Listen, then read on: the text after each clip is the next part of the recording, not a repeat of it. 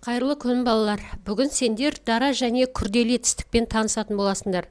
Алдымен ережені мұқият есте сақтап алыңдар. Дара етістік бір сөзден құралады, ал күрделі етістік екі немесе одан да көп сөздерден құралады. Барлық етістіктер не қылды, не істеді, қайтты деген сұрақтарға жауап беретін болады. Алдымен 20-ші жаттығудағы сөздерге назар аударайық. Кестедегі сөздерді оқып көрейік. Дара етістіктерді қара. Оқыды, ұшты, жүзді, күлді, ұстады. Барлық дара етістік бір сөзден құралып тұр. Ал күрделі етістіктерді оқып көр. Оқып отыр, ұшып бара жатыр, үш сөзден құралған. Жүзіп жүр, екі сөзден құралған. Күліп отыр, екі сөз. Ұстап алды, екі сөз. Ендеше күрделі етістіктер екі немесе одан да көп сөздерден құралады екен. Тағы да толық мәліметті білу үшін оқулықтағы ережені оқып жаттап алсаң болады, және мына сілтеме арқылы YouTube каналынан дара және күрделі етістік деген бейне жазбаны мұқият тыңдап шықсаң болады. Сосын мынау әңгімені тыңдап, менімен бірге оқып, жоспар құрамыз. Жаралы үйрек. Әсет қармақ салып үнсіз отыр. Кенет гүрс етіп атылған мылтық дауысы оны селт еткізді. Маңайда жан жоқ еді. Сол кезде арғы беттен бір топ үйрек дүр етіп жоғары көтерілді. Әсет енді байқады. Топ үйректің біреуі ұша алмай су бетінде қалыпты. Бергі жағаға жетуі екіталай. Біраздан соң жаралы үйрек әлсірей бастады. Оны байқаған Әсет суға күмп берді, жүзіп барды да үйректі судан алып шықты. Жаралы үйректі үйіне әкелді. Күтімге алды. Біраз күннен кейін үйректің қанаты жазылды. Ұшатын халге жетті. Балалар, мәтінде етістіктер кездеседі. Не істеді? Жетті. Не істеді? Жүзіп барды. Күрделі етістік. Не істеді? Әлсірей бастады. Тағы да күрделі етістік. Не істеді? Көтерілді. Дара етістік. Ал сен қай дара және күрделі етістіктерді мәтіннен кездестіріп тұрсың? Достарыңа айтып бер.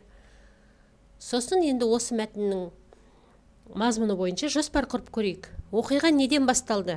Әсеттің қармақ салып отырғанынан басталды. Әсеттің қармақ салуы. Әрі қарай қалай өрбіді? Жаралы үйректі көрді. Сосын жаралы үйрекке көмектесті. Осы жоспарды дәптеріңе жазып алып, жоспар бойынша мәтіннің мазмұнын әңгімелеп көріңдер. Сосын сергіту сәтін жасап алыңдар, ән айтыңдар. Әрі қарай өлеңді қатесіз көшіріп жазып, оның не туралы екенін табайық. Өзі мықты не деген, жүгі қандай зор еді, тіп-титімдей денемен тау көтеріп келеді. Өлең не туралы? Енді осы етістік өлеңнің ішінде бір күрделі етістік бар. Соны тауып алдың ба? Тапқан болсаң тексеріп көр. Көтеріп келеді деген етістік күрделі. Өйткені ол екі сөзден құралған. Балалар, менімен бірге мына мысалды бәріміз бірге болжап көрейік, соңы қалай болар екен. Суретке қара. Құмырсқа мен шегіртке. Кішкентай құмырсқа нанның қоқымын алып келе жатып, байқаусызда шұңқырға түсіп кетеді. Мұны көрген шегіртке мазақтап күледі. Осы кезде оны қалай ойлайсың? Осы кезде шегірткеге не болады? Осы кезде оны қара торғай көріп қалады. Қара торғай шегірткені жұтып қояды.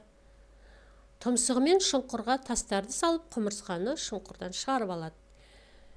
Мен осылай болжадым. Ал сен қалай болжам жасадың? Өз болжамыңды достарыңа немесе мұғаліміңе айтып берсең болады. Енді мәтінде күледі және түсіп кетеді деген екі етістікті қарамен берген. Олардың қайсысы дара, қайсысы күрделі екенін өзің тауып көр. Енді кім тапқыр деген ойын ойнаймыз. Мына дара етістіктерді күрделі етістікке айналдырып жазамыз. Кім жылдам және кім тапқыр, оны өздерің байқап көріңдер. Сосын менің жазбаларыммен тексеріңдер. Балалар, сендер осы сабақта дара және күрделі етістіктерді ажыраттыңдар, мәтіннің соңын болжадыңдар. Сендерге сабақ берген Гүлзина Жақсылық.